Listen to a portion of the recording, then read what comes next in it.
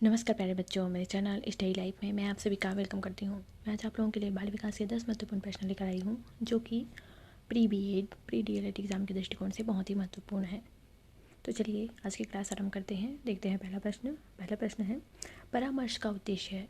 परामर्श जो दिया जाता है या किया जाता है तो उसका उद्देश्य क्या है?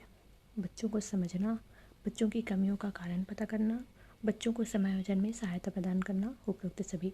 तो परामर्श का उद्देश्य क्या है कि बच्चों को समझना, बच्चे की जो स्तर है, बच्चे की जो मेंटलिटी है, वो क्या सोच रहा है, वो क्या करना चाहता है, उसके मन में क्या चल रहा है, इसको समझना है। उसकी कमियों का कारण पता करना कि बच्चा अगर उसमें अगर कुछ कमी है तो उसका कारण क्या है। बच्चे को समायोजन में सहायता प्रदान करना, हो सकता है उसको वातावरण में एडजस्टमेंट में प्रॉब्लम हो रही है, इसके कारण। तो इसका राइट आंसर रहेगा ऑप्शन डी, उपरोक्त सभी। परामर्श का उद्देश्य है बच्चों को समझना, बच्चों की कमियों का कारण पता करना, बच्चे को समायोजन में सहायता प्रदान करना, ये तीनों। तो इसका राइट आंसर रहेगा option number D. Next question है हमारा, शिक्षा मनोविज्ञान की दृष्टि से निम्न में से कौन सा कथन सत्य है? शिक्षा जो मनोविज्ञान है उसकी दृष्टि में कौन सा कथन सत्य है? बच्चे अपने ज्ञान का सृजन स्वयं करते हैं, मतलब अपने ज्ञान का निर्माण वो स्वयं करते हैं। विद्यालय में आने से पहले बच्चों को कोई पूर्व ज्ञान नहीं होता। अधिगम प्रक्रिया में बच्चों को कष्ट होता है। बच्चे यथावत वही सीखते हैं जो उन्हें पढ़ाया जाता है। तो यहाँ पे पूछ रहा है कौन सा सत्य है, तो हम गलत वालों को पहले अलग कर लेते हैं। जो सत्य है, तो बच्चे यथावत वही सीखते हैं जो उन्हें पढ़ाया जाता है, ये बिल्कुल गलत है भाई। बच्चे वही नहीं सीखते जो पढ़ाया जाता है। अधिगम प्रक्रिया में बच्चों को कष्ट होता है, ये भी गलत है। विद्यालय में आने से पूर्व बच्चों को कोई पूर्व ज्ञान नहीं होता, ये भी बिल्कुल गलत है।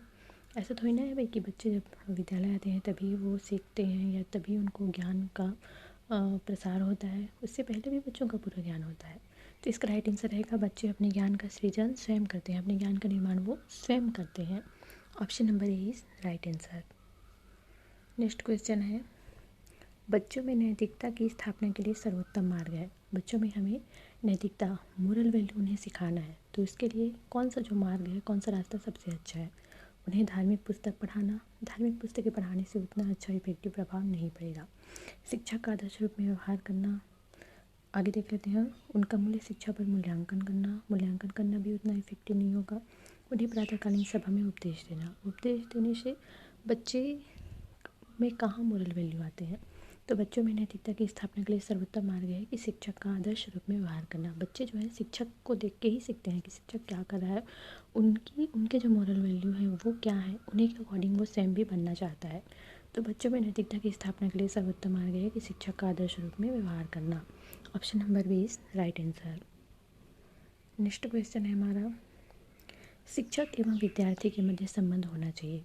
शिक्षक और विद्यार्थी के मध्य संबंध कैसा होना चाहिए? स्नेह का, विश्वास का, सम्मान का, ये सभी। तो शिक्षक और विद्यार्थी के मध्य संबंध होना चाहिए। स्नेह का भी होना, कभी कभी उन्हें प्यार से समझाना भी पड़ता है। विश्वास का, शिक्षक को विद्यार्थी के ऊपर, विद्यार्थी को शिक्षक के ऊपर। और सम्मान का, दोनों को एक दूसरे का सम्मान करना है। ऐसा नहीं है कि विद्यार्थी को ही टीचर का सम्मान करना है, टीचर को भी विद्यार्थी का सम्मान करना है। तो शिक्षक और विद्यार्थी के मध्य संबंध इन तीनों का होना चाहिए, स्नेह का, विश्वास का, सम्मान का, ये सभी। Option number D is right answer. Next question है हमारा, एक अच्छा अध्यापक विद्यार्थियों के मध्य बढ़ावा देता है। एक अच्छा जो अध्यापक है वो विद्यार्थियों के मध्य किसको बढ़ावा देता है? प्रतियोगिता की भावना को, सहयोग की भावना को, प्रतिद्वंदिता की भावना को, तटस्थता की भावना को। तो एक अच्छा अध्यापक विद्यार्थियों के मध्य हमेशा बढ़ावा देता है सहयोग की भावना को। वो हमेशा सिखाएगा कि आपको दूसरों की मदद करनी है, आपको हमेशा सबके साथ मिलजुल कर रहना है, तो सहयोग की भावना को हमेशा बढ़ावा देता है। Option number 20 right answer. Next question है हमारा,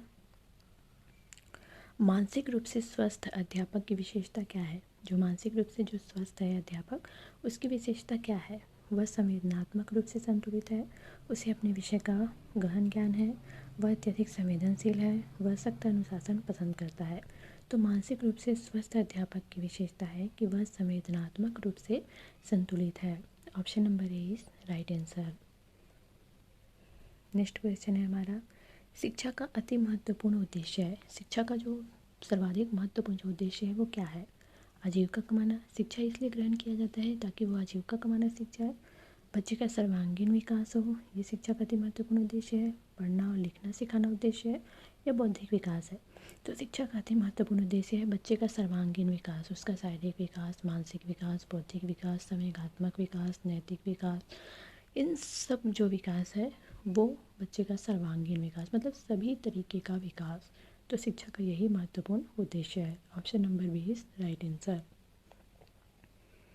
नेक्स्ट क्वेश्चन है हमारा, बच्चे की बुद्धि लब्धि 90 से 110 के मध्य है। एक बच्चा है और उसकी बुद्धि लब्धि जो है वो 90 से 110 के मध्य है। वह किस में आएगा? सामान्य बुद्धि, प्रखर बुद्धि, उत्कृष्ट बुद्धि, प्रतिभाशाली। तो बच्चे की बुद्धि लब्धि 90 से 110 के मध्य है, वह है सामान्य बुद्धि। Option number is right answer.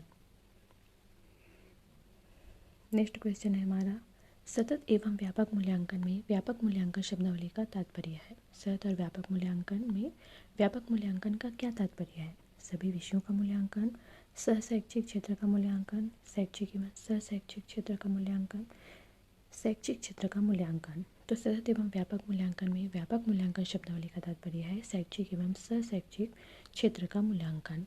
Option number C is right answer. Last question है हमारा, दीक्षा द्वारा पूछे गए एक प्रश्न का उत्तर शिक्षक तत्काल नहीं दे सकता। शिक्षक की प्राप्ति में उसे क्या करना चाहिए? शिक्षक द्वारा दीक्षा को चुप करा देना चाहिए, शिक्षक द्वारा दीक्षा का ध्यान भटका देना चाहिए, शिक्षक को कहना चाहिए मैं नहीं जानता हूँ, शिक्षक द्वारा इस प्रश्न का सही उत्तर बाद में समझ कर देना चाहिए।